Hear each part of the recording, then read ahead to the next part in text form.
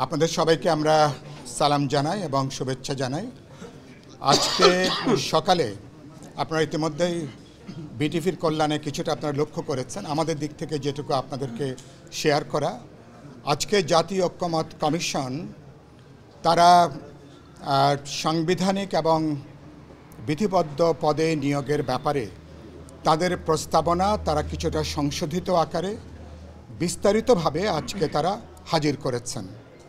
আর সেই জায়গা থেকে এখানে বিপুল অধিকাংশ রাজনৈতিক দল সকালে যারা আলোচনা করেছেন এবং তারা সাংবিধানিক পদগুলোতে বা বিধিবদ্ধ গুরুত্বপূর্ণ যে সংস্থা সে ব্যাপারে একটা যে প্রধানমন্ত্রী নির্বাহী ক্ষমতার বাইরে এ ব্যাপারে যে একটা নিয়োগ কমিটির মধ্য দিয়ে এগুলো যে দায়িত্ব দেওয়া দরকার, এই পদের নিয়োগ নিশ্চিত করা দরকার, এটা ওভারওয়েলমিং মেজরিটি আজকে যারা কথা বলেছেন এই মতামতটা পরিষ্কার করে এটা ব্যক্ত হয়েছে।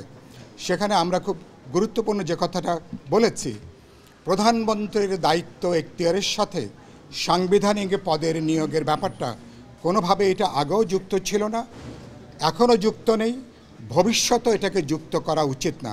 কিন্তু বাস্তবে আমরা দেখেছি অতীতের অভিজ্ঞতা, বাস্তবে বাছাই কমিটির মধ্য দিয়ে প্রধানমন্ত্রী তার নির্বাহী ক্ষমতাকে প্রত্যক্ষ পরোক্ষভাবে ব্যবহার করে সাংবিধানিক পদগুলোতে তাদের অনুগত ব্যক্তিদেরকেই বিভিন্ন সময় তারা নিয়োগ দিয়েছেন।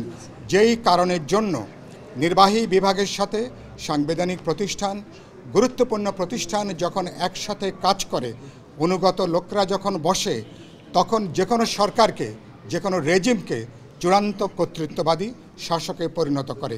গত 15 বছর আমাদের দেশের 18 কোটি মানুষ আমরা তার নির্মম শিকারে পর্যবেসিত হয়েছি। সেই জায়গা থেকে আমরা আজকে অধিকাংশ দল আমরা একমত হয়েছি যে আজকে সাংবিধানিক পদগুলোতে বিধিবদ্ধ পদের নিয়োগটাকে অতি অবশ্যই প্রধানমন্ত্রীর প্রশাসনিক হস্তক্ষেপের বাইরে, তার নির্বাহী ক্ষমতার বাইরে তার নিয়োগের ব্যাপারে কমিটি করা দরকার, আলোচনা করে এ ব্যাপারে সিদ্ধান্ত গ্রহণ করা দরকার। সানবিট সব দিবে সামাল। সানবিট ম্যাজিক প্রেস ডিশওয়াশিং এর মাথা ঘোরানো সলিউশন। বিস্তারিত সেখানে আলোচনা হয়েছে, কিন্তু আলোচনার পরে আমরা এ ব্যাপারে এখনো পর্যন্ত চূড়ান্ত সিদ্ধান্তে আমরা আসতে পারিনি। বিএনপিকে আমরা অনুরোধ জানিয়েছিলাম যে আজকে সংশোধিত যে প্রস্তাব যেখানে হাজির করা হয়েছে সেই জায়গা থেকে বিএনপি আবার পুনর্বিবেচনা করতে পারেন কিনা, বিএনপি অবস্থাটা পুনর্মূল্যায়ন করে যেই পদের নিয়োগগুলো কোনোভাবেই প্রধানমন্ত্রীর এখতিয়ারের মধ্যে থাকা উচিত না। বিগত দিনে আমাদের দুর্ভোগ, আমাদের দুর্গতির বড় কারণ হচ্ছে অনুগত লোকদের নিয়োগ করা। সুতরাং বিএনপিকে আমরা পুনর্বিবেচনার কথা বলেছি। আজকে সংশোধিত যে প্রস্তাবটা তারা হাজির করেছেন সেটাকে বিএনপি বিবেচনার মধ্যে নিতে পারে কিনা, তাহলে হয়তো এই ব্যাপারে আমরা একমত হতে পারবো।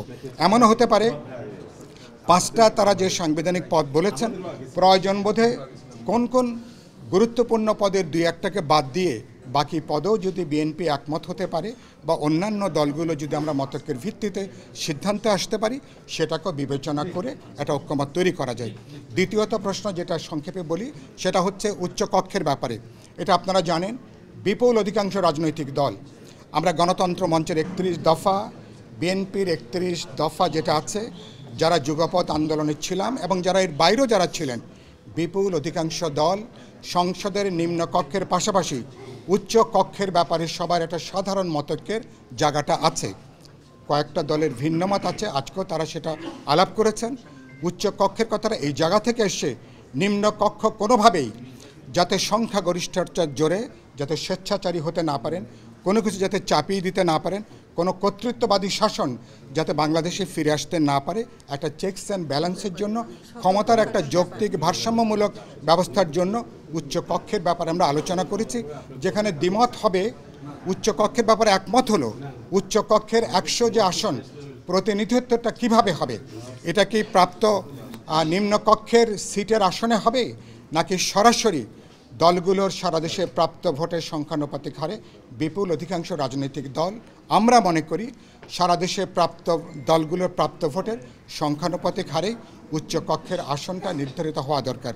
যদি কেবলমাত্র সিটের সংখ্যানুপাতিক উচ্চকক্ষ হয় তাহলে সেই উচ্চকক্ষের তেমন কোনো কার্যকরী ক্ষমতা, তার কোনো রাজনৈতিক বা নৈতিক কোনো ক্ষমতা থাকে না। এগুলো আলোচনা হবে, আশা করি আজকে খাওয়ার বিরতির পরে এ ব্যাপারে আরও আলোচনা করে আমরা অনেক ব্যাপারে আলোচনা হচ্ছে, আমরা দৌড়াচ্ছি অনেক জোরে, খুব বেশি এগোতে পারছি না। কিন্তু ইতিমধ্যে যেটুকু আমরা অগ্রগতি হয়েছে তার উপরে ভিত্তি করে সামনে নিশ্চয়ই আমরা এই জুলাই মাসে যাতে আমরা জুলাই সনদটা স্বাক্ষর করতে পারি সেই লক্ষ্য নিয়ে আমরা কিন্তু কাজ করছি। সবাইকে ধন্যবাদ। জি, এখন প্রিয় সাংবাদিক বন্ধুগণ,